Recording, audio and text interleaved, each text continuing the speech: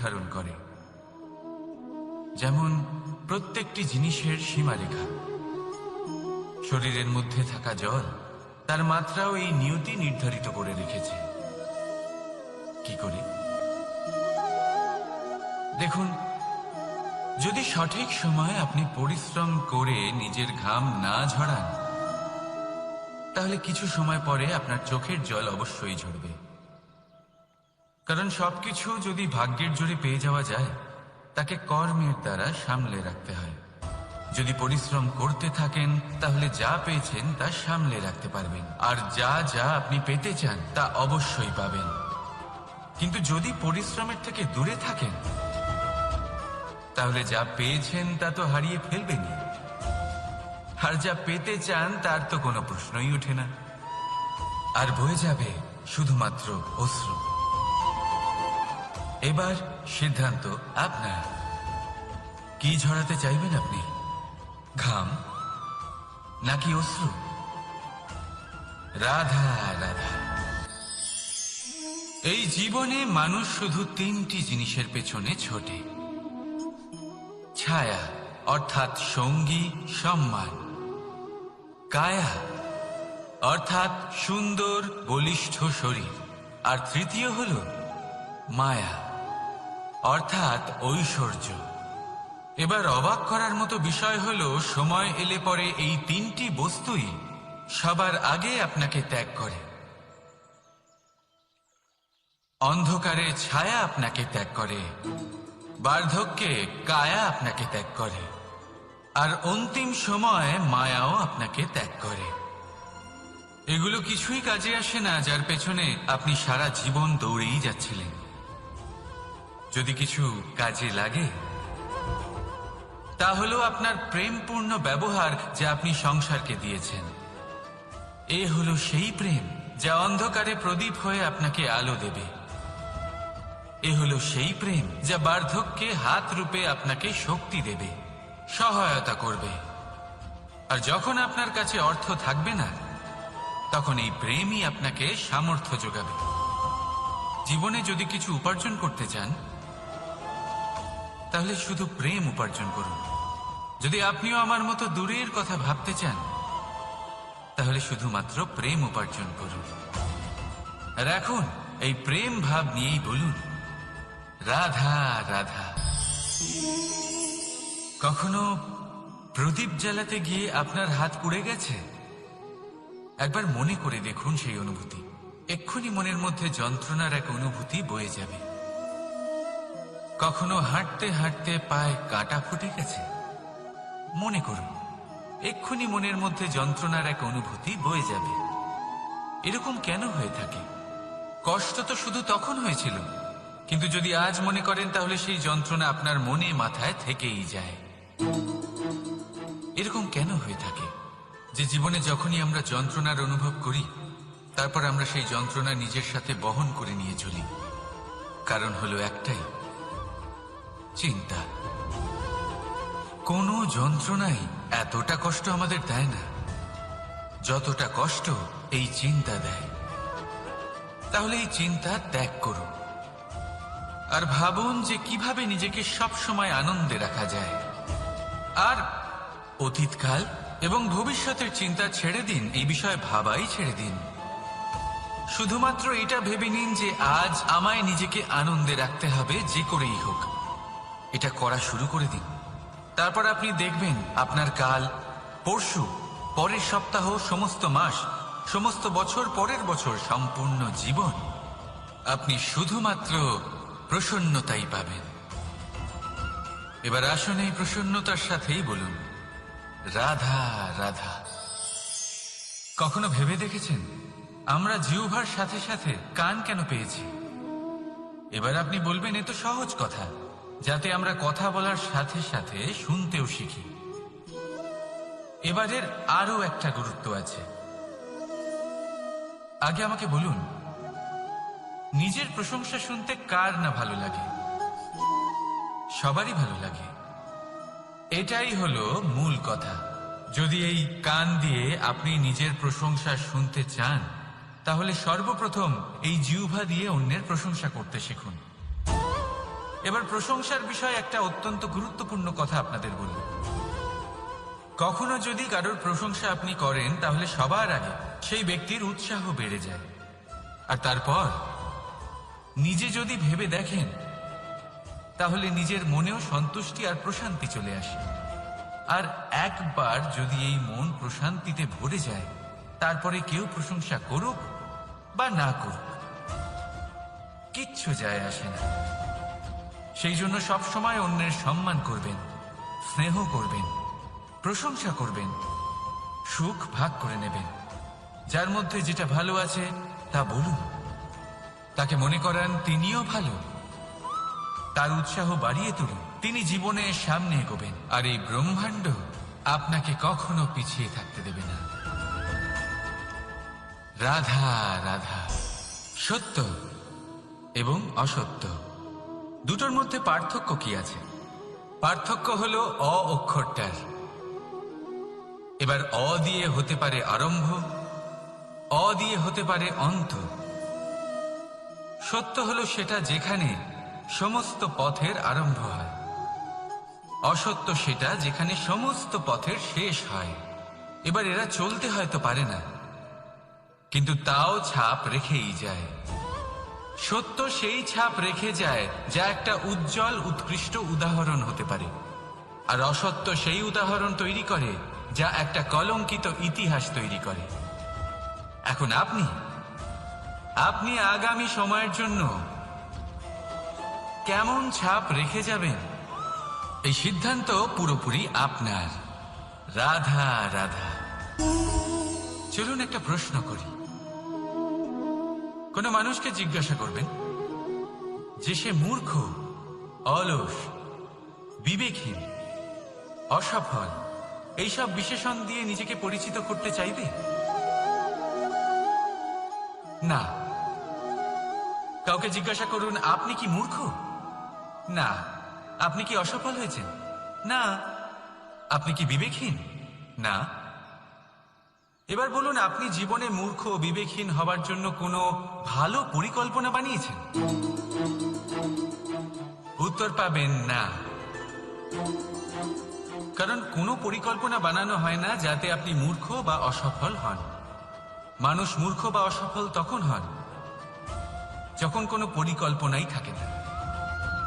দেখুন, একটাই ছোট জীবন, তাকে স্থির করুন যাতে অনেক বেশি সংখ্যক মানুষকে আপনি জুড়ে রাখতে পারেন, অনেক বেশি শান্তি পেতে পারেন, অধিকতর সাফল্য লাভ করতে পারেন, বেশিরভাগ মানুষের পথপ্রদর্শক হয়ে তাদের মঙ্গল করতে পারেন। অসফল হয়ে বাড়িতে বসে থাকার চেয়ে ভালো হলো যে আপনি একটা পরিকল্পনা করে অসফল হন, কারণ তখন আপনার কাছে আরো একটা বিকল্প থাকবে, একটা নতুন পরিকল্পনা বানানোর, তাকে সার্থক করা। কারণ এমন কোনো পরিকল্পনা তো অবশ্যই থাকবে যা আপনাকে আপনার লক্ষ্যে পৌঁছে দেবে, তাই তো? রাধা রাধা। সূর্য কারোর জন্য হলেন শক্তিদাতা ঈশ্বর, আবার কোনো প্যাঁচার জন্য হলো চোখ বন্ধ করে দেওয়ার মতো তীব্র আলো। নদী কারোর জন্য হলো তৃষ্ণা মেটানোর স্রোত, আবার কারোর জন্য বন্যারূপী বিনাশকারী আশঙ্কা। সাগর কারোর জন্য হলো নোনা জলের ভান্ডার, আবার কারোর জন্য অগন্তি প্রাণী জগতের সম্ভার। প্রশ্ন হলো প্রত্যেক ব্যক্তির জন্য প্রত্যেক অনুভূতি বা বস্তুর সারমর্ম আলাদা কেন হয়ে থাকে? যা কারোর জন্য হলো বিষ তা অন্য কারোর জন্য অমৃত কেন? যা কারোর জন্য অমৃত তা অন্যের জন্য বিষ কেন? উত্তর বড়ই সোজা। আমরা বস্তু বা অনুভূতিগুলিকে সেভাবে দেখি না যেরকম তা হয়ে থাকে। আমরা বস্তু বা অনুভূতিকে সেভাবে দেখি যেরকম আমরা হয়ে থাকি। এবার এর উপায় কি হতে পারে? নিজেকে পরিশুদ্ধ করুন, সব কিছুই শুদ্ধ হবে। রাধা রাধা। প্রেম, ঘৃণা, এই দুই হলো একই শব্দ। কিভাবে? দেখুন না, দুটোতেই আড়াই অক্ষর রয়েছে। দুটোই হলো সেই অনুভূতি যা আমাদের মনের সাথে জড়িত, আর এই দুই অনুভূতির সাথেই জড়িত মানুষ আমাদের জন্য গুরুত্বপূর্ণ। পার্থক্য শুধু এটাই যে প্রেম পায় সম্মান আর ঘৃণাকে করা হয় অবজ্ঞা। এরকম কেন? কারণ প্রেম হলো সেই অনুভূতি যেখানে মানুষ সব কিছু দিয়ে দিতে চায়, সব কিছু লুটিয়ে দিতে চায়। সেখানে ঘৃণা হলো এমন অনুভূতি যেখানে মানুষ সবকিছু কেড়ে নিতে চায়, সবকিছু জিতে নিতে চায়। তাও প্রেমের অনুভূতি কখনো আপনাকে হারতে দেয় না, আর ঘৃণার অনুভূতি কখনো আপনাকে জিততে দেয় না। এবার কি করবেন আপনি? একটাই জীবন, ঘৃণার সাথে বাঁচবেন নাকি প্রেমের সাথে? আমি তো প্রেমকেই চয়ন করব। রাধা রাধা।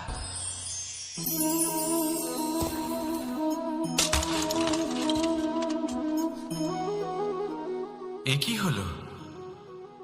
আমি আঘাত পেতেই এটা হাত থেকে পড়ে গেল কেন, ভেঙে গেল কেন? এবার আপনি বলবেন এরকমই তো হয়ে থাকে এই জীবনে, এই সংসারে। আঘাত লাগার পরে আমাদের হাতে যা থাকে তা পড়ে যায়, যা তৈরি হয় তা ভেঙেও যায়। কিন্তু এটা কি সত্যি? আপনাকে একটা কথা বলে রাখি, আঘাত পেয়ে পড়ে যাবার পরে সংসারের যে কোনো বস্তুই হাত থেকে পড়ে যাক না কেন, সাফল্য অবশ্যই আসে। যতই খারাপভাবে আপনি পড়ে যান, আপনি আঘাত পান, ভবিষ্যৎ অবশ্যই ভালো হবে। কারণ এই আঘাত, অসফলতা, এই অসুবিধা, এগুলো আমাদের এমন ভাবে পরিশুদ্ধ করে যেমন আগুন সোনাকে করে থাকে। সেই জন্য জীবনে শুধু সামনে এগোতে থাকুন, দৃঢ়তার সাথে এগোতে থাকুন, আর কখনো আঘাত পেয়ে পড়ে যেতে ভয় পাবেন না। কারণ এটা আসন্ন সাফল্যের সংকেত। আর সাফল্য তখনই আসবে যখন আপনি পড়ে যাবেন, যখন আপনি আবার উঠে দাঁড়াবেন এবং আপনি আবার জীবনে সামনে এগোতে থাকবেন। রাধা রাধা। সময় অত্যন্ত কঠোর প্রভু। আপনি অনেক লোককে এটা বলতে শুনে থাকবেন, আমার কাছে এত সময় নেই, এই কাজে আসলে অনেক সময় লেগে যাবে, এই বিষয়ে ভাবার জন্য আমার সময় লাগবে। আচ্ছা, আমি আপনাকে একটা কথা বলে রাখি, যদি আপনি এটা নিশ্চিত করার জন্য বেশি সময় নিয়ে ফেলেন যে আপনার কি করা উচিত, তাহলে সময় এটা নিশ্চয়ই করে নেবে যে আপনার সাথে কি করা যেতে পারে। কারণ এই সময় এ কিন্তু অত্যন্ত কঠোর। যতক্ষণ আপনার সাথে রয়েছে এর সমাদর করতে শিখুন, এর সম্মান করতে শিখুন, এর সদ্ব্যবহার করতে শিখুন। যদি এরকম না করেন তাহলে এই সময়ের নিজেকে আর আপনাকে বদলাতে অধিক সময় লাগবে না। তাহলে আসুন, এবার সময় এসে গেছে ভালোবেসে বলার রাধা রাধা। এই পাথর দেখছেন আপনি, নদীর তলদেশে পাওয়া যায়। প্রয়াস করতে থাকে যাতে নদীর জল প্রবাহকে আটকাতে পারে। আটকাতে কি পারে? কখনোই নয়, বরং তার ধারালো কোণাগুলো মসৃণ হয়ে যায়। এবার এ থেকে কি শিক্ষা পাওয়া যায়? এর থেকে এটাই শিক্ষা পাওয়া যায়, যে ব্যক্তি দৃঢ়তার সাথে জীবনে শুধু আগে এগোতে থাকেন না থেমে, তিনি না শুধু নিজের লক্ষ্য প্রাপ্তি করতে পারেন, বরং নিজের পথের সমস্ত বাধার অস্তিত্বই পাল্টে দিতে পারেন। তাহলে আপনি কি হতে চাইবেন? সেই ব্যক্তি যিনি নিজের বাধাকে দূরে ঠেলে আগে এগোতে পারেন, নাকি সেই ব্যক্তি যিনি অন্য কারোর পথে বাধা হয়ে থেকে তার নিজের অস্তিত্বই হারিয়ে ফেলেন? সিদ্ধান্ত হলো আপনার। রাধা রাধা।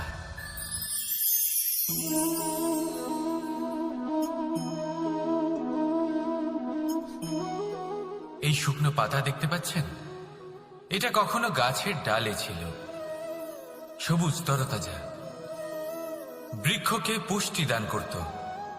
কিন্তু যেই এটা শুকিয়ে গেল, যেই ও পুষ্টি সরবরাহ করা বন্ধ করে দিল, ওকে ফেলে দেওয়া হলো। এবার আপনি বলবেন এটাই তো হলো সত্যি, এটাই তো হলো সংসারের তিক্ত সত্যি। এই সংসার ততক্ষণ পর্যন্তই আপনাকে নিজের সাথে রাখবে যতক্ষণ আপনি নিজেকে উপযুক্ত বানিয়ে রাখতে পারবেন। আমি এটা বলবো না যে এটা হলো মিথ্যে, কিন্তু এটা অবশ্যই বলবো যে এটা সম্পূর্ণ সত্যি নয়। সম্পূর্ণ সত্যি হলো এটাই যে যদি আপনি চান তাহলে চিরকালের জন্য সংসারকে পুষ্টি দান করতে পারেন, আর চিরকালের জন্য সংসার আপনাকে নিজের সঙ্গে রাখতে পারে। কিভাবে? এই শুকনো পাতার উদাহরণই আপনাকে দিচ্ছি। এই শুকনো পাতা প্রথমে টুকরো হবে, তারপরে বৃষ্টির জলের সাথে গলে যাবে, তারপর সার হবে, তারপর সেই বৃক্ষের গোড়াতেই সমাহিত হবে, একটা নতুন অঙ্কুরকে একটা নতুন জীবন দেবে। তাহলে আপনি ভাবুন আপনি নিজের জীবনের সাথে কি করতে চান। যদি কখনো আপনি পড়ে যান, অসফল হয়ে থাকেন, তাহলে আপনি কি এই উৎসাহ হারিয়ে ফেলবেন, নাকি আবার উঠে দাঁড়াবেন আর আবার এক নতুন সংসারের রচনা করবেন? সিদ্ধান্ত আপনার। রাধা রাধা। এই ধৈর্য কি কোনো গুণ, কোনো অনুভূতি, কোনো দৃষ্টিভঙ্গি? আমার জন্য ধৈর্য এক বাহন। আপনি হয়তো ভাবছেন এই কেমন বাহন? বাহন তো ঘোড়া হতে পারে, হাতি হতে পারে, উটও হতে পারে, কিন্তু ধৈর্যকে বাহন বানানো মানে? চলুন আপনাকে একটা কথা বোঝাই।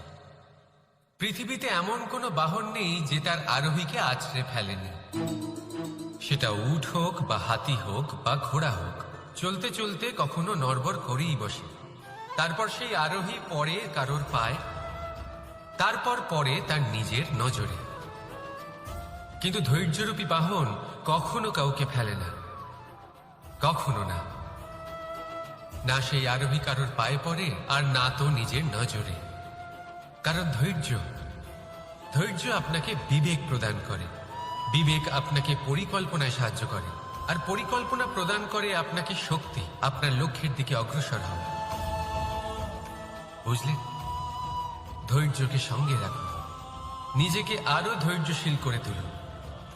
এই ধৈর্যের সাহায্যে আরোহণ করে দেখুন কিভাবে এই বাহন আপনাকে আপনার গন্তব্যে পৌঁছে দেবে। রাধা রাধা। অর্ধাঙ্গিনী। আপনার জীবনে অর্ধাঙ্গিনীর ভূমিকা কি হতে পারে? আপনি বলবেন সেরকমই যেমন আমার জীবনে রুক্মিণীর ভূমিকা।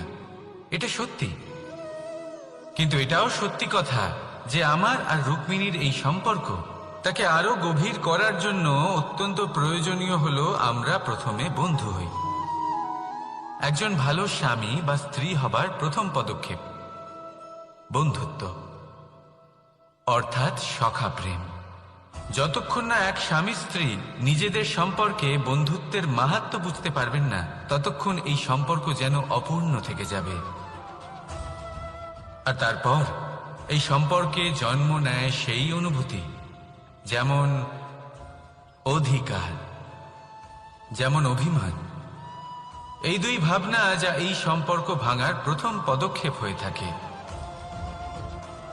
সেই জন্য নিজের দাম্পত্য জীবনে অধিকার ফলানোর আগে নিজেকে জিজ্ঞাসা করুন, আপনি কি আপনার জীবনসঙ্গীর সব থেকে ভালো সখা হতে পেরেছেন? সম্পর্ক আরো উন্নত হবে।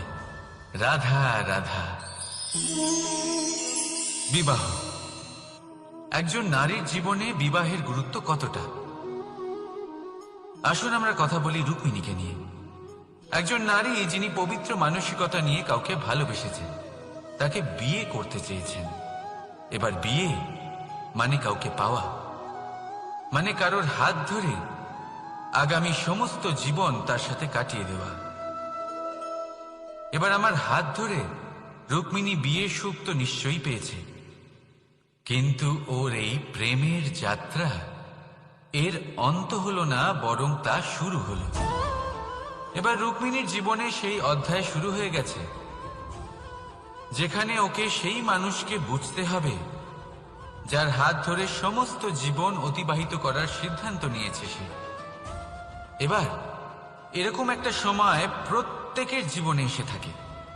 প্রত্যেকের মানে আপনারও।